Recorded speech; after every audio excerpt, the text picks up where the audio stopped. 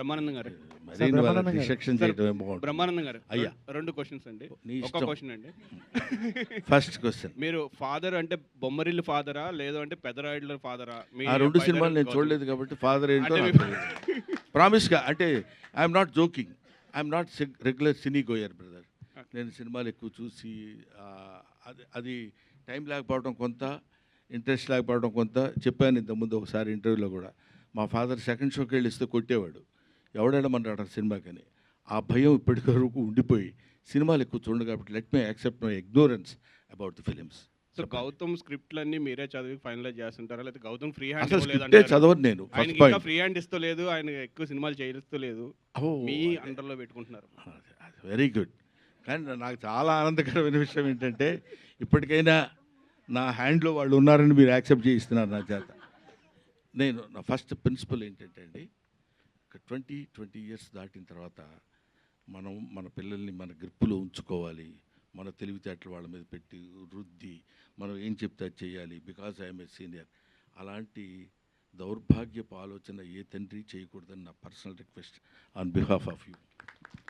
వదిలేయాలి, ఎందుకంటే రెక్కలు వచ్చిన తర్వాత అవి ఎగురుతాయి, ఎగరటం అలవాటు చేయాలి. ఈ రెక్క ఇంతవరకే లేపు అని ఎప్పుడైతే రిస్ట్రిక్ట్ చేస్తారో అక్కడే గాడి తప్పుతున్నారు యువత అనే భయం నాకు. అందుకని నేను ఎప్పుడైనా, మీరు డైరెక్ట్గా నా పక్కనే ఉన్నాడు కాబట్టి అడగండి, మీకు తెలియని విషయాలు 2. ఒకటేంటంటే వీడికి నియరింగ్ టు 38-39 ఇయర్స్ ఉన్నాయి, మా వాడికి 36 ఉన్నాయి. పుట్టిన దగ్గర నుంచి ఇవాల్టి వరకు నేను మా పిల్లల్ని ఏంట్రా ఇలా చేస్తున్నావు అని కొట్టి ఎరగను. అది కొట్టి చూపిస్తున్నా, యాక్షన్ డంకా కొట్టి మరీ చెప్తున్నా, భుజం తట్టి మరీ చెప్తున్నా. కాబట్టి నేను చెప్పేది ఏంటంటే, what right you have got to beat the children and control చేయడానికి. అలా అని గాడి తప్పిపోవడం అనేది మన చేతుల్లో లేదు.